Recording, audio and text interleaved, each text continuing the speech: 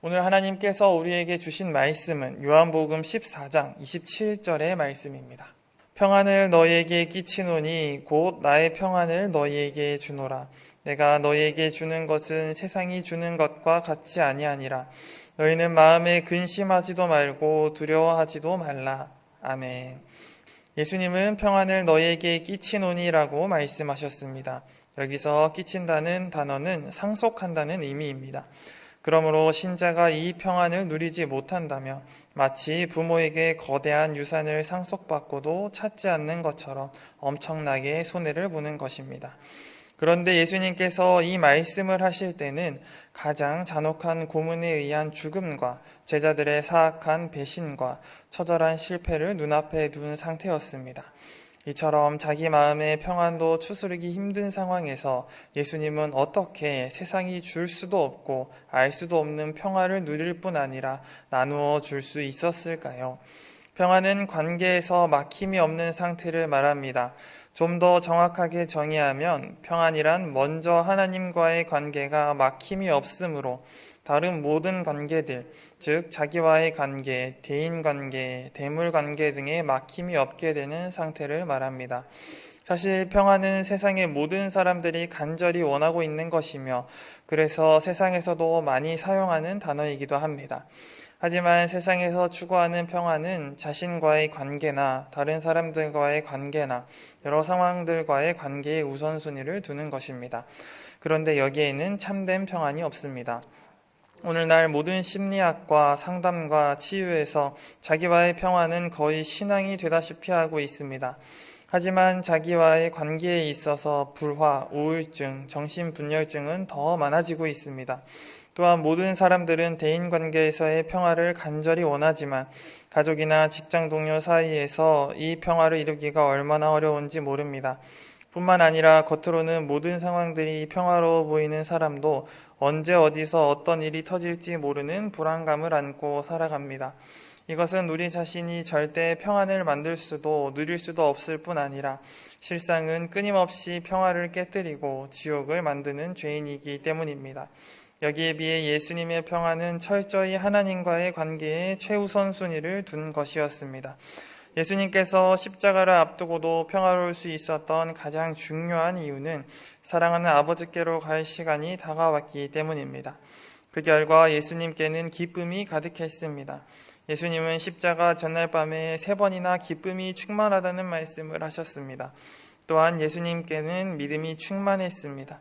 사실 예수님께서 그 시각의 평화에 대해 말씀하신 이유는 스스로에게 믿음을 심기 위한 체면이 아니라 십자가 사건 이후에 낙담에 빠질 제자들에게 미리 믿음을 주기 위함이었습니다.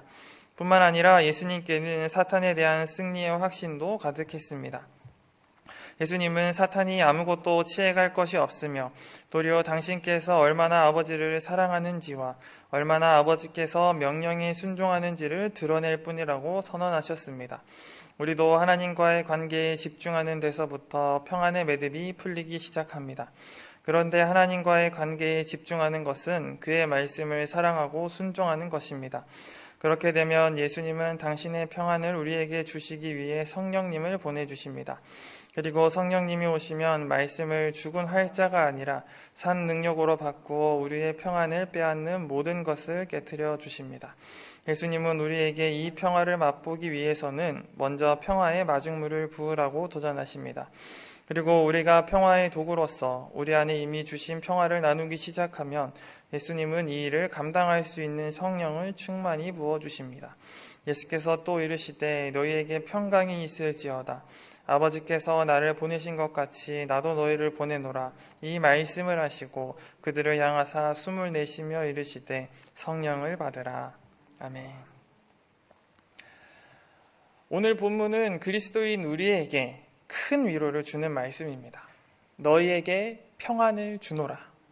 내가 너희에게 주는 평안은 세상이 주는 것과 같지 않고 완벽하다. 너희는 마음에 근심하지도 말고 두려워하지 말아라. 온 우주 만물을 창조하시고 다스리시는 유일한 신 하나님께서 우리에게 이렇게 말씀하시니 그리스도인은 위로를 받을 수밖에 없습니다. 아니, 이 말씀은 반드시 위로가 되어야 합니다. 그런데 하나님이 주신 완벽한 평안을 약속받은 그리스도인들의 삶을 돌아보면 하나님께서 주신 평안이 없는 것 같은 삶을 살아가는 것 같습니다. 함께 예배를 드리고 있는 성도 여러분들은 평안을 누리며 살고 계십니까? 평안이 무엇입니까? 마음에 탈이 없는, 걱정이 없는 상태를 말합니다.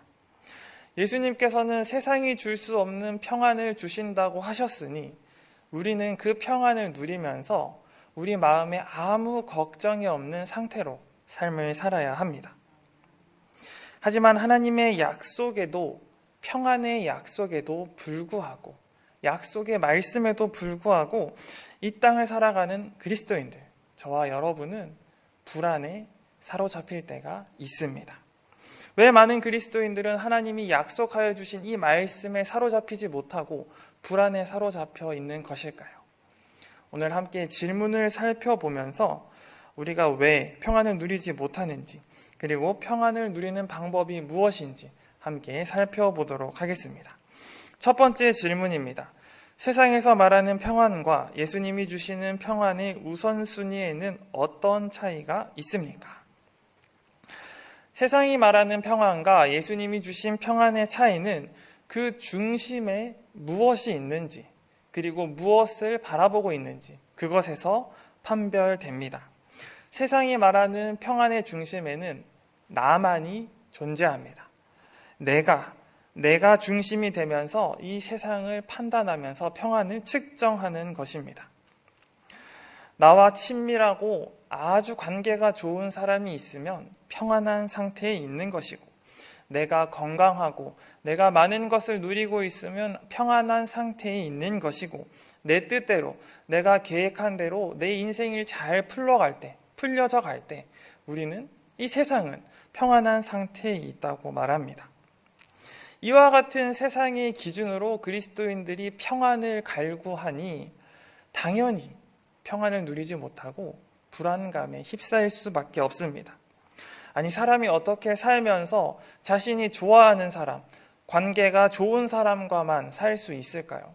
삶을 살다가 보면 내가 싫어하는 사람과도 어쩔 수 없이 함께 해야 될 때가 있습니다. 심지어 관계가 좋은 사람과도 때로는 관계가 틀어질 때도 있습니다. 이게 바로 사람 사는 세상입니다. 어떻게 내 뜻대로 인생이 흘러갑니까?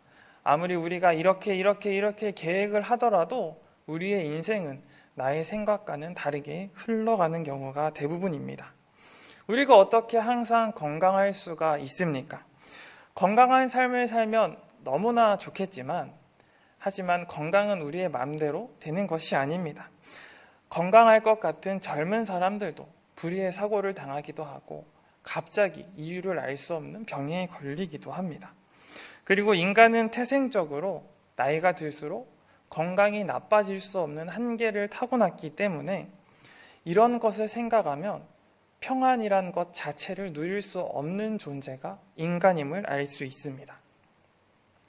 하지만 예수님은 오늘 말씀을 통해서 분명하게 약속하십니다. 평안을 너희에게 주겠다. 이 세상이 줄 수 없는 평안을 우리에게 주신다고 하셨습니다. 그렇다면 과연 예수님이 말씀하신 그 평안의 중심에는 무엇이 있는 것일까요? 예수님이 말씀하신 평안은 세상이 말하는 평안과는 많이 다릅니다. 그 중심이 다릅니다. 세상이 말하는 평안의 중심에 내가 있었다면 예수님이 약속하신 그 평안의 중심에는 하나님이 계십니다. 하나님과의 나의 관계가 그 중심에 있습니다. 예수님이 말씀하신 평안은 우리가 얼마나 건강하고 얼마나 좋은 사람들과 함께 있고 얼마나 우리의 계획대로 삶을 잘 풀어나가고 있느냐가 아니라 하나님과의 관계가 좋으냐 좋지 않으냐 여기에 달려 있다는 것입니다. 그러므로 우리가 세상에서 많은 사람들이 부러워하는 그 자리에 있고 많은 것을 누리고 있다 하더라도 하나님과의 관계가 좋지 않으면 그것은 평안한 삶이 아닌 것이고, 많은 사람들이 볼 때 힘들고 고난의 삶이라고 안타까워할지라도 하나님과의 관계가 바로 서 있으면 그 삶은 평안한 삶이 되는 것입니다. 사랑하는 성도 여러분, 우리의 평안은 하나님과의 관계에 달려있다는 이 하나님의 말씀이 믿어지십니까? 지금까지 평안을 어떻게 생각하고 있으셨든지 간에 지금 이 순간부터는 하나님이 약속하신 평안, 우리가 누려야 될 평안은 하나님과의 관계에 있다는 사실을 아시고 그 하나님과의 관계에 최선을 다하는 여러분들 되시기 바랍니다. 세상의 기준에 따르면 예수님의 삶은 참으로 평안이 없는 삶입니다. 이렇게 불행한 삶일 수가 없습니다.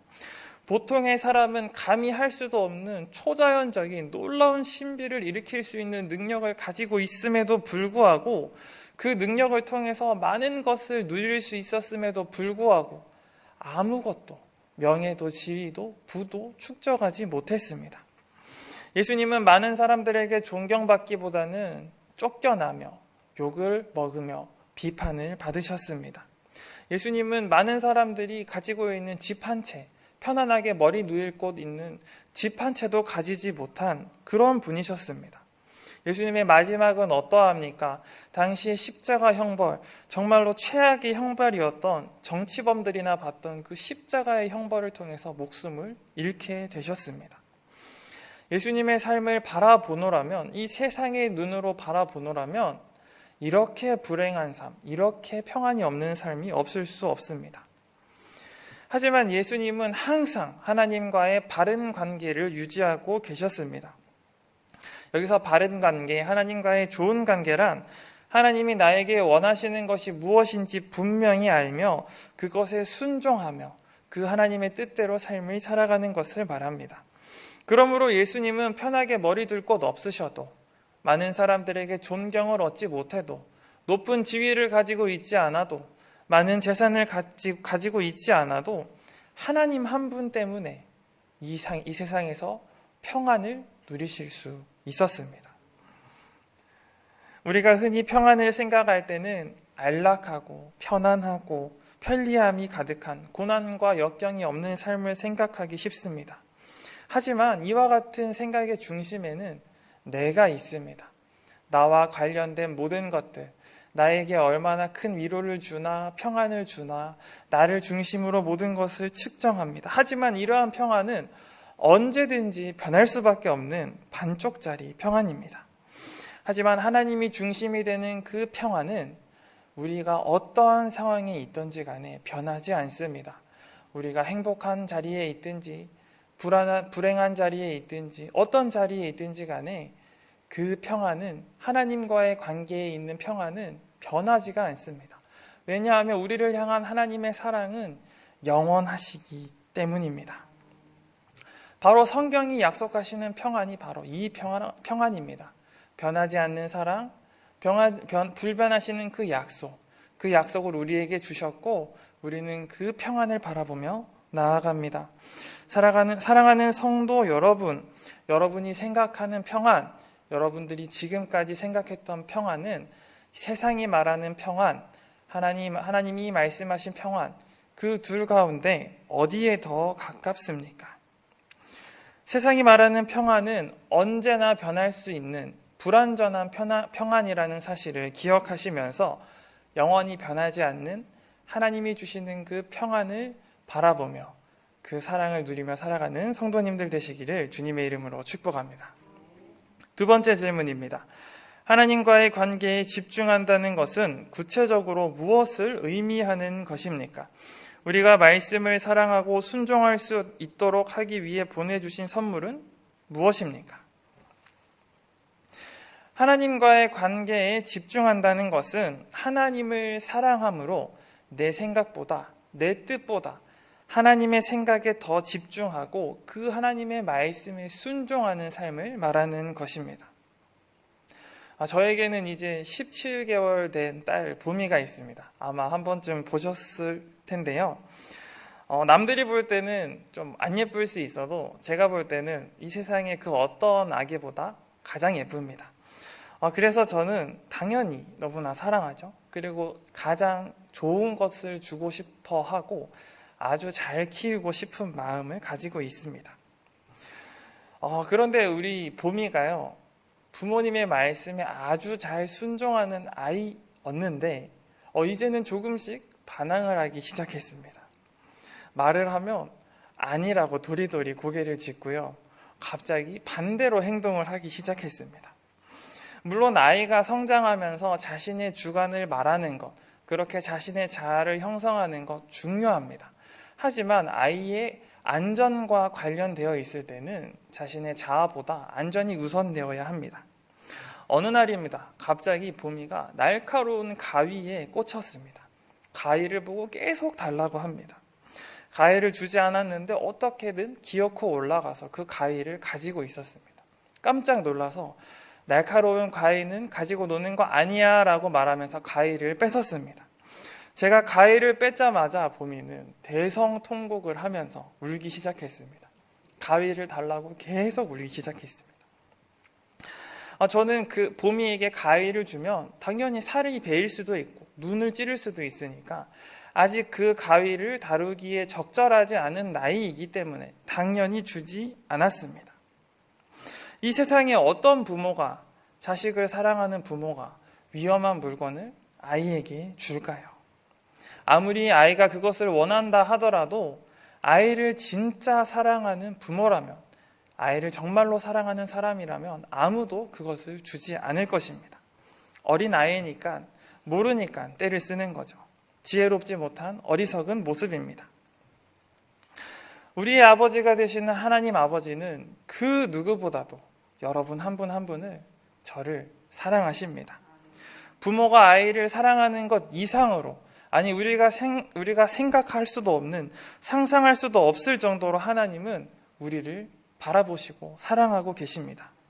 그렇기 때문에 하나님께서는 가장 좋은 것을 적절한 때에 우리에게 주고 싶어 하십니다. 그런데 우리는 그 하나님의 생각을 외면하고 우리가 원하는 것을 달라고 하나님에게 때를 쓸 때가 많습니다. 우리가 생각할 때 보기 좋은 것, 평안을 주는 것 같은 것 달라고 하나님께 때를 씁니다. 하나님 이거 꼭 주셔야 됩니다. 하나님 주셔야 됩니다.